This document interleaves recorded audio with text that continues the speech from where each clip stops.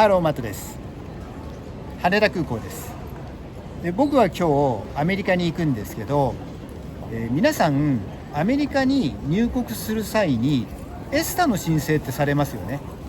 で、旅行代理店を通してエスタの申請する場合はあんまり心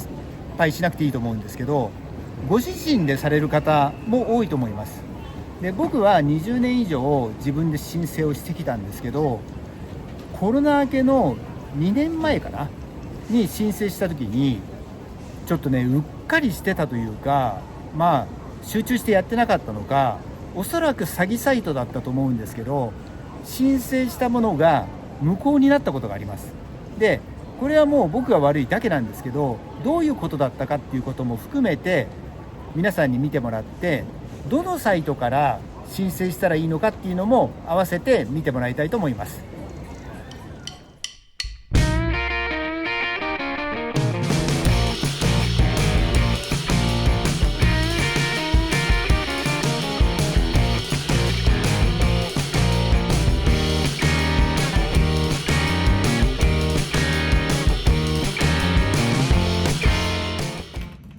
まず僕の経験談でどんな失敗をしちゃったかっていうと、2年以上前にコロナが明けて初めてアメリカに行く時にエスタの当然申請を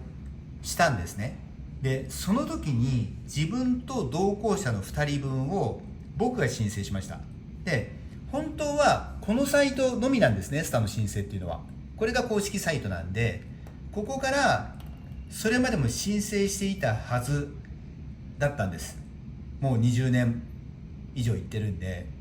なんですけど、久しぶりだったので Google 検索をして、でエスタって打ち込んで出てきたこれじゃないところで僕申請したんですね。で、申請したのが12月で12月の渡航はアメリカに行けたんです。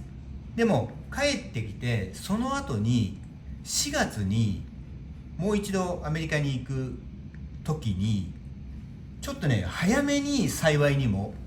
羽田空港ではなくて成田空港の方に到着していて、で JAL のチェックインカウンターでパスポートを出したところエスタが無効になってますって言われたんですね。で、確認したらやっぱりそういうことってね、あるみたいで、公式のサイトで申請しててもシャッフルされて無効になるっていうこともあったり、ただ僕の場合僕と同行者2名ともが無効になってたんです。なのでもしかしたらというか高い確率で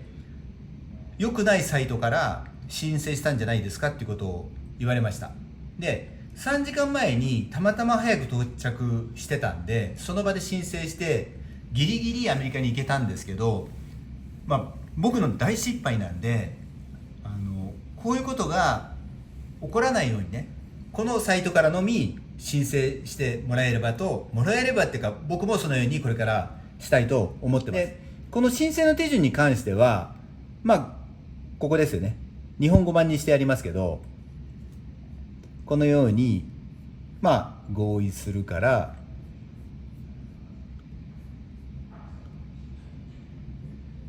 旅券のアップロード、この手順に沿っていけばできます。で、もう一つ大切なことは、渡航前にこのエスタが有効かどうかっていうのを確認してくださいってその時に言われました。で、例えば今日旅立つっていうことであれば、前日か前々日に期限内であってもそれが有効かどうかっていうのをこちらから下ですね、確認して、こことこのパスポートと生年月日、これをどちらか入力して、今現在エスタが有効かどうかっていうのを確認してから空港に来てくださいってことを言われました。で、このエスタの公式のホームページの URL は概要欄に貼っておきますので、僕のような間違いがないようにぜひしてください。で、僕のチャンネルでは、自分の失敗も含めて、こういうことをしてはいけないよっていうことで、反面教師にもなればと思って、